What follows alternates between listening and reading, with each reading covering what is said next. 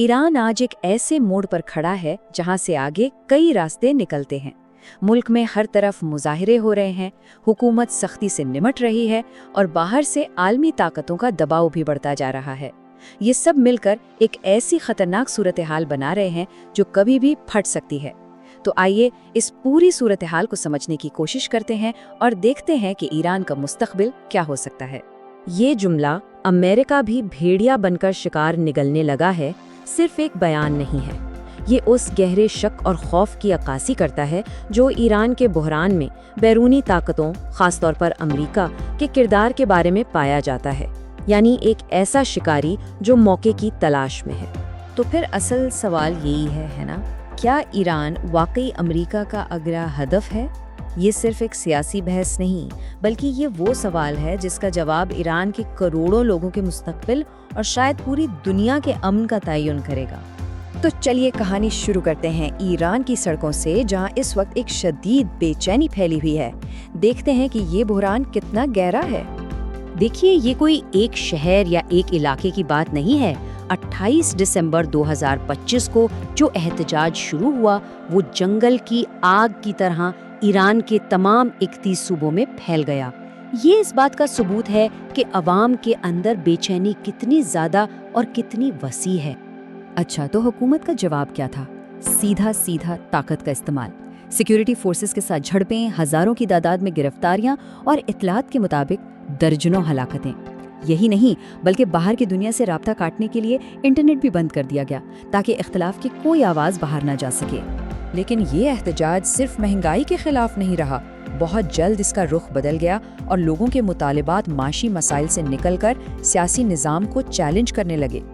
देखें, चिंगारी तो लगी थी महंगाई, करेंसी की गिरती कीमत और रोजमर्रा की चीजों के महंगे होने से। लेकिन ये चिंगारी अब एक ऐसी आग बन चुकी है जो पूरे निजाम को अपनी लपेट में ले रही है। लोग अब सिर्फ रोटी नहीं मांग रहे, वो सियासी तब्दीली का मुतालबा कर रहे हैं। और ये समझना बहुत जरूरी है कि आज जो कुछ भी हो रहा है वो अचानक नहीं हुआ है।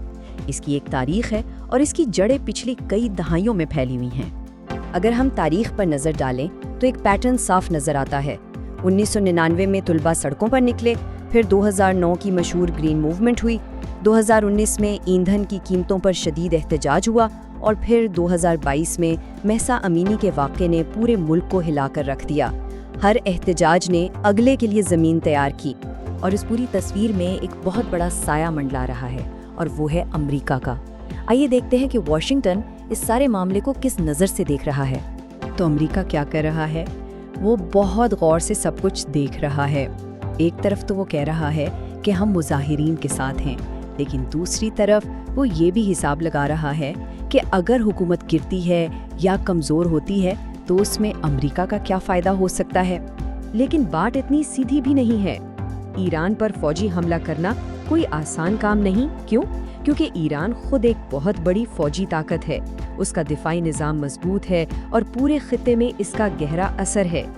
किसी भी किस्म की फौजी कार्रवाई के नताइज पूरी दुनिया के लिए तबाहकुन हो सकते हैं। इसीलिए अमेरिका फिलहाल बराह रास्त कार्रवाई के बजाय सियासी दबाव पर ज़्यादा जोर दे रहा है। तो इन तमाम हालात को देखते हुए ईरान के मुस्तकबिल के लिए 4 मुमकिना रास्ते या मंजरनामे नजर आते हैं। आइए एक एक करके इन पर बात करते हैं। पहला रास्ता ये हो सकता है कि मौजूदा हुकूमत जैसे तैसे करके इस बहरान से निकल जाए। मतलब हुकूमत ताकत के जोर पर इन मुजाहिरों को कुचल दे। बज़ाहिर तो सुकून हो जाएगा, लेकिन उसकी कीमत बहुत बड़ी होगी। रियासत तो कायम रहेगी, मगर अवाम और हुकूमत के बीच फासला इतना बढ़ जाएगा कि मुल्क अंदर से खोखला होकर रह जाएगा। अच्छा, दूसरा रास्ता क्या है? वो है बतदरीज इस्लाहात का। इसका इम्कान कम समझा जाता है, लेकिन ये नामुमकिन भी नहीं। इसमें ये होता है कि मुसलसल अवामी दबाव की वजह से हुकूमत कुछ हकीकी रियायतें देने पर मजबूर हो जाती है, जैसे माशी पॉलिसियों में नरमी या कुछ समाजी आज़ादियाँ देना। ये तब्दीलियाँ भले ही सुस्त हों, मगर होती हकीकी हैं। अब आते हैं तीसरे और ज़्यादा ख़तरनाक मंजरनामे की तरफ। यहाँ सूरत हाल ये बनती है कि तवील एहतजाज की वजह से खुद रियासत के इदारों जैसे सिक्योरिटी फोर्सेस के अंदर फूट पड़ना शुरू हो जाती है। اس سے ریاستی طاقت بکھرنے لگتی ہے اور ملک ایک لمبے نہ ختم ہونے والے سیاسی بحران کا شکار ہو سکتا ہے۔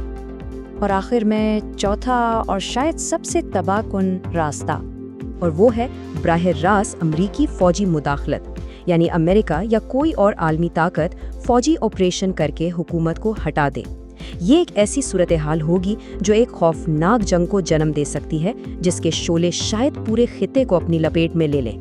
تو یہ ہیں وہ 4 ممکنہ راستے، لیکن اصل سوال اب بھی وہی ہے، ایران ان میں سے کس راستے پر چل پڑا ہے؟